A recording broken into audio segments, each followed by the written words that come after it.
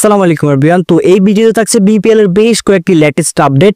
তো শাহিন আফ্রিদি বাংলাদেশে অলরেডি চলে আসছেন, ইতিমধ্যেই কিন্তু রওনা দিয়েছেন অ্যালেক্স হেলস, যিনি কিনা রংপুর হয়ে মাঠ মাতাবেন। রংপুরের আরেক বিদেশি ব্যাটসম্যান টেইলর, যিনি কিনা ইতিমধ্যে রওনা দিয়েছেন, আর বিপিএল শুরুর আগেই তিনি চলে আসবেন এমনটা নিশ্চিত করেছেন রংপুরের ব্যাটিং কোচ মোহাম্মদ আশরাফুল। আরও বলেন, বিপিএল এর শুরু থেকেই রংপুর রাইডার্স পাবেন তাদের অন্যতম সেরা ব্যাটসম্যান অ্যালেক্স হেলস, তাছাড়া থাকবেন টেইলর এবং হারমিত সিং। প্রথম দিক থেকে হারমিত সিংকে পাওয়া যাবে না, কিন্তু শেষের দিকে পাওয়া যাবে। হারমিত সিংকে কিন্তু জিএসএল টি20তে আমরা দেখেছি রংপুর হয়ে দুর্দান্ত খেলেছিলেন। 14 শেষ ও অনূর্ধ্ব 19 এশিয়া কাপ জয়ী অধিনায়ক তামিমকে দলে ভিড়িয়েছে রংপুর রাইডার্স। কোচ মিকি আর্থারকে দেখা যায় তামিমের ব্যাটিং দেখে সে বেশ মুগ্ধ হয়েছেন, আর তামিম কিন্তু লম্বা ছক্কা হাঁকাচ্ছিলেন। তামিম এনসিএল টি20তে সুযোগ পেয়ে কিন্তু ভালো খেলেছিলেন শেষের দিকে। তাছাড়া আরেক অনূর্ধ্ব 19 খেলোয়াড় আবরারকে দলে ভিড়িয়েছে সিলেটি স্ট্রাইকার্স। এই দুজন খেলোয়াড়ের উপর কিন্তু চোখ থাকবে সবার। শুক্রবার রংপুর হয়ে প্র্যাকটিস করেছেন নাহিদ রানাকে নেটে গতি জল তুলতে দেখা গিয়েছে। বরিশালের হয়ে প্র্যাকটিস করেছেন